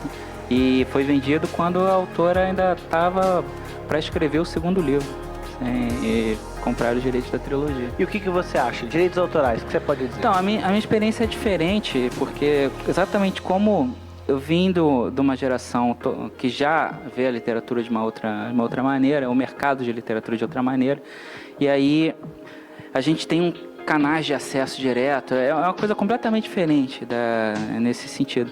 E aí eu vivo de direitos autorais. Então, para mim, os direitos autorais são importantes. É por isso que eu tenho as deadlines. Como eu te falei, eu estou um mês atrasado do original que eu já deveria ter entregado para a Rocco. Mas também eles têm uma parte de culpa nisso, mas tudo bem. Mas de qualquer maneira, eu sei que faltam 2 capítulos para eu terminar o livro. Então eu sei que até o fim do mês eu consigo terminar esse livro. Mas é uma coisa eu sei que eu tenho que fazer todos os dias o meu trabalho. Ali eu tenho que sentar e fazer, porque eu vivo disso. Se eu falhar, eu não vou viver disso. E, como eu te falei, antes eu tinha uma situação como escritor, que era no escritor iniciante, na Planeta, ali na Leia, que eu não poderia viver exatamente disso. Só que aí a Leia criou o box do Submarino. Quando ela fez isso, por isso que eu tenho um carinho muito grande, porque o Submarino mudou a minha vida. Porque aquele box do Submarino, ele ficou 1 ano como o livro mais desejado e o item mais desejado do Submarino. E então ele atingiu o primeiro lugar e ficou lá até hoje. Se você entrar no Submarino hoje, se for em literatura nacional, o box do Dragon Jet é o livro mais vendido até hoje, tá lá na frente. E com esse box, as minhas vendas saltaram. Era um processo parecido com o que acontecia com o Marçal nas vendas de escola. O livro já sai vendido da editora. Então, às vezes, se eles pedem, sei lá, me manda 10 mil boxes para eu vender aqui. Na verdade, são 30 mil livros que estão saindo vendidos. E vendia, porque não parava, porque ele pegou... O Submarino, ele consegue fazer essas coisas, né? Ele pegava o preço de um livro, custa R$ 44,90, ele colocava os 3 livros, o box a R$ 60, R$ 70. Então, a parcela de público que vivia de mesada, que tinha dificuldade de comprar os 3 livros, passou a se alimentar daquilo. E aí foi assim que meus números cresceram, e hoje em dia, quando eu fui para a Rocco, foi uma das maiores negociações do mercado editorial atualmente. Por isso que eu te falei que me permitiu parar de ser editor, permitiu de me projetar a minha vida, porque eu vivia de direitos autorais, mas o escritor você nunca sabe quanto você vai receber. De 4 em 4 meses, tem escritores que recebem 2 vezes por ano, só de 6 em 6. Imagina como é que você projeta a sua vida assim. Mas aí com a negociação que eu fiz, eu posso projetar minha vida nos 6 anos, basicamente, aí sem precisar, só com direitos autorais, então eu posso dedicar as outras áreas. Da realidade dos outros escritores, você conseguiu ano a ano, com todas as coisas que você fez, mas hoje é a realidade diferente de outros escritores. É bem difícil. Vamos lá, então, já que você está com a palavra e você está falando sobre o preço do box, eu queria perguntar preço do livro, geral. Certo. É aquilo que a gente estava conversando sobre os 10% do autor, é verdade. Então, assim, imagina, se o teu livro custa R$40, você recebe R$4 cada livro vendido. Então a gente tem que vender milhares de exemplares para poder viver disso realmente. Tanto que o Vianco, ele até, numa das palestras que a gente fez, ele até brincou quando perguntaram disso pra gente também. Ele até falou, imagina isso, você tem R$40, aí você ganha R$4 por livro. Então, cada vez que a minha mulher vai no cabeleireiro, eu fico pensando, meu Deus, tá em livro, né? Essa brincadeira, cada vez que ele vai lá passar o débito. Faz sentido. Agora, quando a gente vai pro outro lado, senta lá do lado de editor, aí a gente vê que realmente, para a editora, ela também não fica com uma parte tão maior do que o autor, quando você tira toda a parte de revisão, distribuição, capista, é muita coisa que tem que pagar. E as livrarias realmente que ficam com metade, quase metade do valor. E, além disso, existe o processo do editor preparar todo aquele livro, chegar na hora, o livreiro olhar e falar, não, eu acho que isso não vai vender, eu não quero na minha livraria, porque tem tanto livro querendo entrar naquela mesa que ele decide. E aí, todo o processo que a editora gastou já era naquele processo. Então, o livro, nesse sentido dos direitos, o autor e a editora é meio que parecido, mas o custo do livro, ele realmente é elevado pelos impostos que tem em cima, tanto que a ideia do e-book seria contrabalancear isso. Mas até isso, na hora que a Amazon veio entrar no Brasil, as editoras estavam preparadas, porque elas já tinham visto o que ela tinha feito lá. Então é complicado esse tema. Preço do livro, Marção. O livro é caro, né? Porque o brasileiro ganha mal, né, cara? O problema tem escala. O livro, para um livro baratear, ele tem que ter 100 mil exemplares. Como tem 3 mil, às vezes 2 mil, fica mais caro. Embora eu sempre achei o seguinte, o fato de você não ter grana não te impede de ser leitor. Estão aí os sebos e as bibliotecas. Eu vivi a minha vida inteira, eu sempre fui pobre. Imagina, não tem essa história. Então eu sempre li, eu dei um jeito. Eu não adoro poder comprar livro. Nunca me senti com culpa, falar, pô, tô comprando um livro.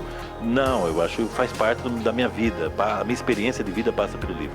Mas efetivamente o livro é caro para os padrões do brasileiro. Eu venho cá, R$40, bicho.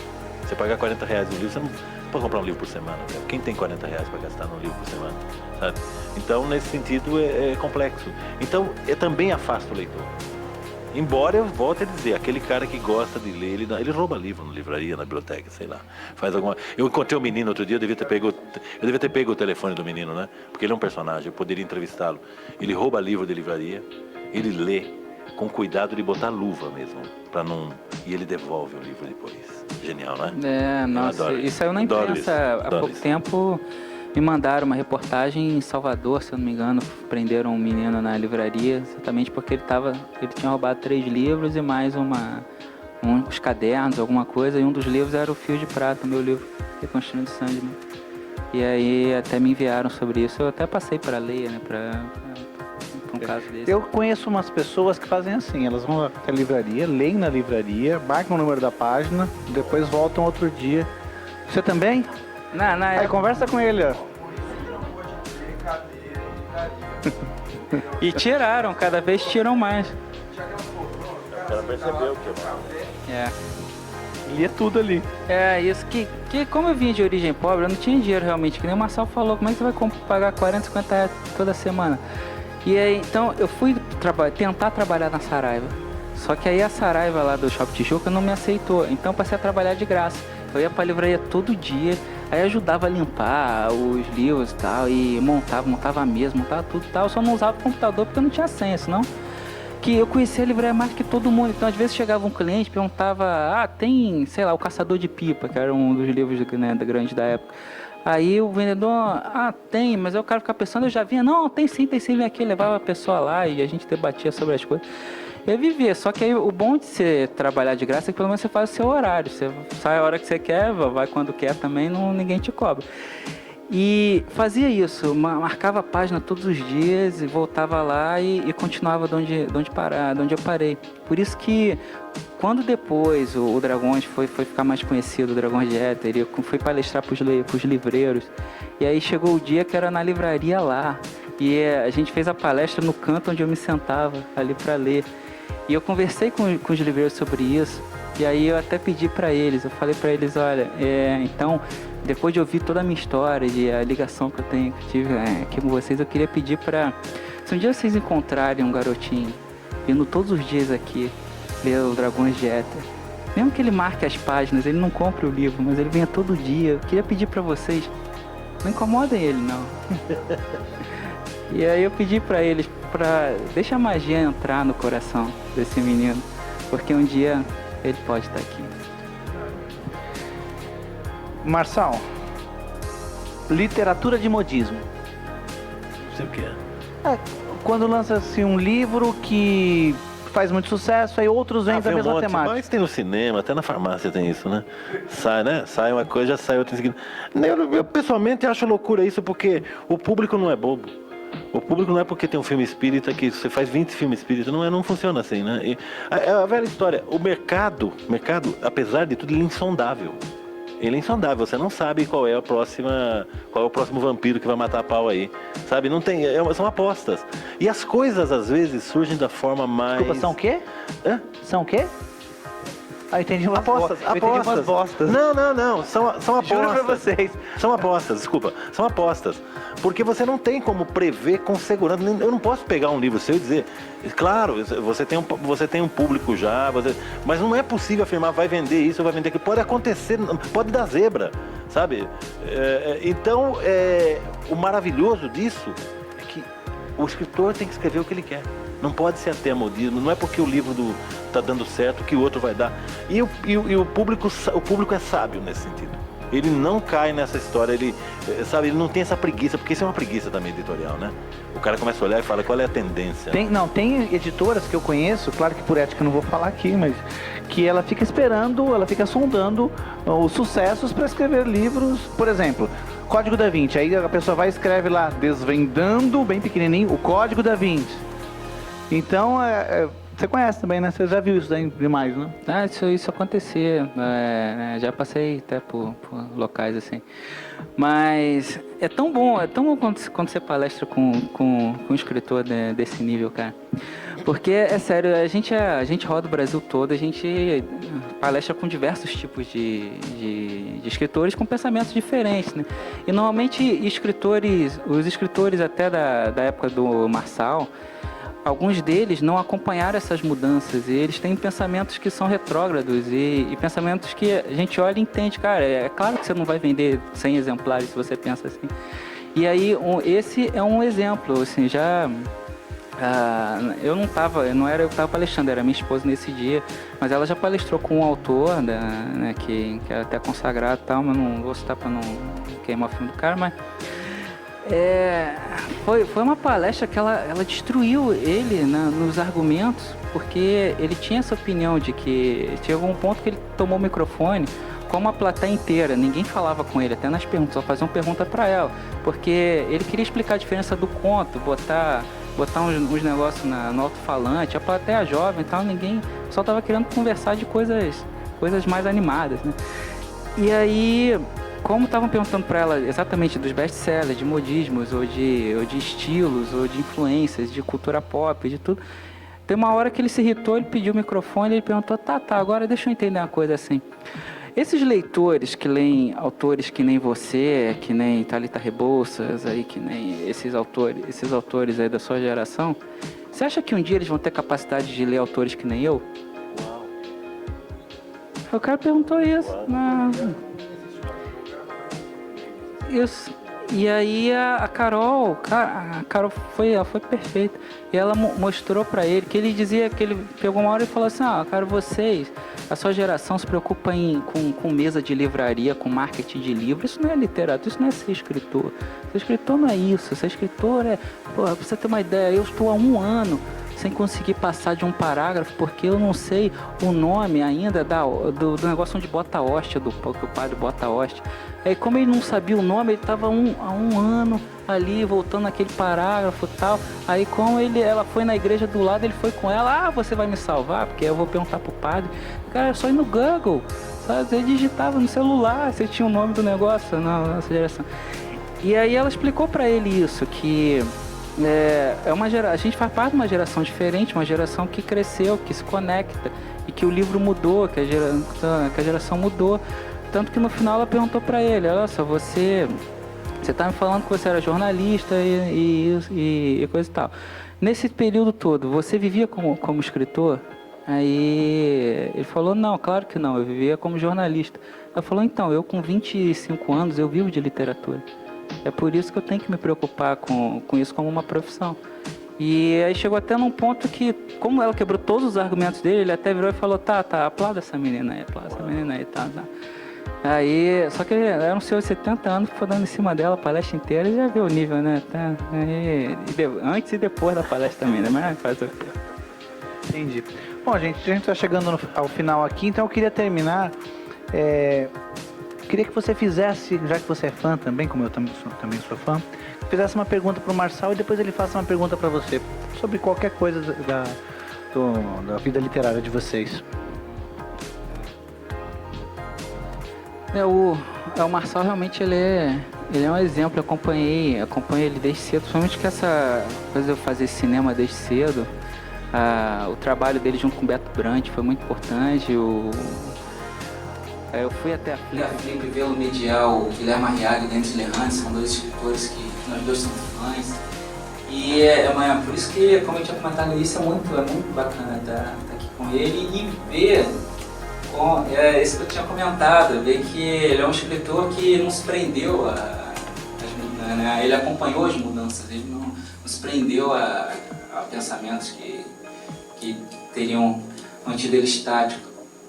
E até uma das perguntas ele já respondeu, que era a questão do cinema, da literatura, de que se você fosse escolher, você escolhe fazer literatura.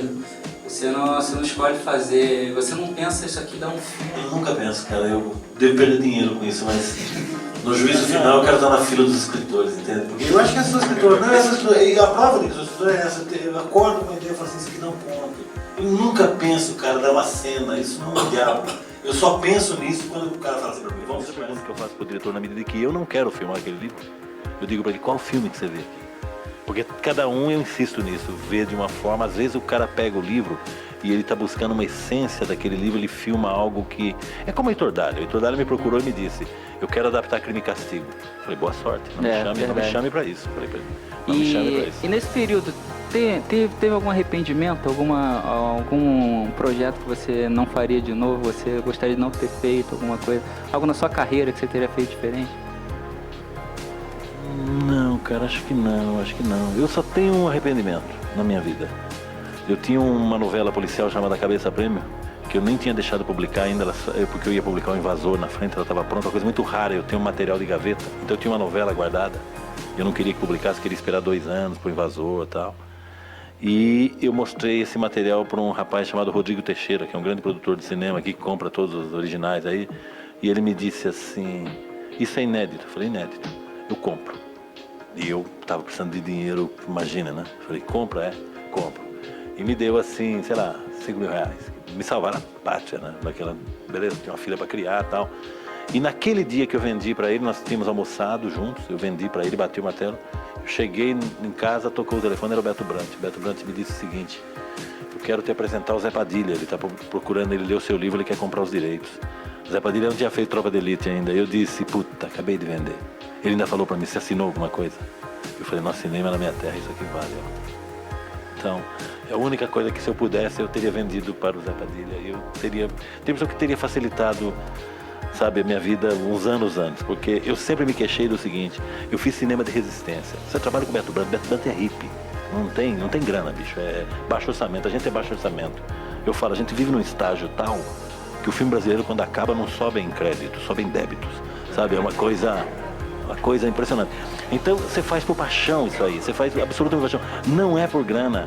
Então sempre foi difícil, eu falava pro Heitor Dália, a única coisa que eu gostaria, Heitor, que a gente tivesse meios de fazer. Não tô falando, não vou ficar rico com cinema, é ridículo pensar isso, mas eu gostaria de ter meios, não ficar assim. Por exemplo, nós escrevemos Nina, o primeiro filme do Heitor, nós trabalhávamos o dia inteiro, eu no jornalismo e ele na publicidade, ele ia para minha casa às 9 da noite, a gente ficava até às 3 da manhã escrevendo o roteiro. Sabe, na raça. Eu tomei multa do condomínio porque fazia barulho. O Heitor é aquele cara que rola pro chão pra mostrar como é que ele quer a cena. Eu tomava multa do condomínio. Então, bicho, a minha queixa era sabe assim, eu queria ter mais meios de fazer, sabe? Não precisar ficar fazendo 200 coisas, né? Então, assim, tem um momento que você fala, beleza, hoje, por exemplo, eu sou roteirista. Atrapalha a literatura? Atrapalha a literatura. Mas eu quero escrever. Então eu não deixo isso atrapalhar. Eu vou fazer os livros, pô. Eu tenho uma pergunta. Você acredita em Deus? Principalmente como os meus livros têm temas que tocam, né, nesse tipo, é uma pergunta realmente que se faz constante. E normalmente o que eu respondo é o seguinte, eu não acredito em religião, eu acredito em espiritualidade, porque a religião separa as pessoas, a espiritualidade une. Então, eu não acredito na figura católica, embora eu tenha crescido em colégio católico, eu passei por todas as religiões possíveis, né? E passei a acreditar em conceitos, mas que existem forças maiores que guiam, tem que existir, a magia tem que existir de alguma maneira. Tanto que o nosso trabalho como escritor, as reações que a gente tem às vezes de alguns leitores são reações tão inesperadas que a gente nunca imaginou que ia tocá-lo daquela maneira. Mensagens que a gente recebe, que a gente fala, cara, isso aqui vai além do básico, sabe? Por exemplo, eu já recebi mensagens de por exemplo, um garoto que ele tinha síndrome do pânico, por exemplo, ele nunca saía de casa. E aí ele leu o Dragões de Éter, a mãe comprou o Dragões de Éter pra ele. E o cara foi na Bienal do Livro pedir meu autógrafo. A Bienal do Livro é o último lugar que uma pessoa com síndrome do pânico ia querer ir. E imagina quanta força o cara tirou de dentro dele para ir até lá. Eu já tive casos, por exemplo, como Corações de Neve lidam com a morte de maneira muito própria. Já tem uma menina que me escreveu, porque ela tá passando por causa de doença terminal na família, ela não sabia lidar com aquilo, então ela escreveu para agradecer por não ter enlouquecido, por ter visto a morte de outra maneira. E ontem eu respondi um rapaz que agradeceu por ter salvado a vida dele, um trecho também do... Né, a minha esposa Carol, como ela lida com muitos temas de depressão, de suicídios e tal, através das metáforas da literatura fantástica, porque ela também passou por casos de depressões e coisas desse tipo. Cara, teve uma vez que acabou com ela, foi quando tinha uma menina que escreveu pra ela falando que ela costumava se cortar e ela ia se matar, e aí ela leu O Inverno das Fadas. E quando ela leu aquilo, ela resolveu ver a vida de uma outra maneira, então ela decidiu parar de se cortar, e aí ela foi com a mãe e a namorada na noite de autógrafo, e na noite de autógrafo a mãe agradeceu a ela por ter ajudado ela a compreender a homossexualidade da filha. Isso pra mim é Deus agindo de alguma maneira através da literatura.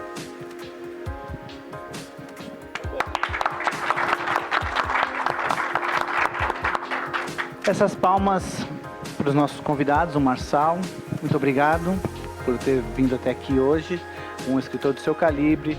Eu cheguei a falar para vocês, 38. Eu cheguei a falar para vocês, eu tenho um testemunho aqui para dar dos dois, não sei se eu cheguei a falar do Marçal, acho que eu só falei para você aquela hora ali do seu livro, né, do livro que estava esgotado. O que aconteceu foi o seguinte, essas duas pessoas aqui, eu tive um contato com elas antes desse evento aqui de hoje. O Rafael em 2008, mais ou menos 2008, e o Marçal em 2004. Só para vocês entenderem o que é estar hoje no patamar de escritor que eles estão, porque muita gente começa e depois não consegue terminar, se manter é difícil. O Rafael, ele já era uma pessoa conhecida, já era um escritor conhecido, já era uma pessoa que já vendia livro pra caramba, e eu tenho uma editora, que é a Andros, ela publica livros de autores em início de carreira. São livros de autores que querem escrever sua história, são histórias despretensiosas, a gente ajuda o escritor, a gente dá orientação, vamos melhorar aqui, aquilo ali e tal.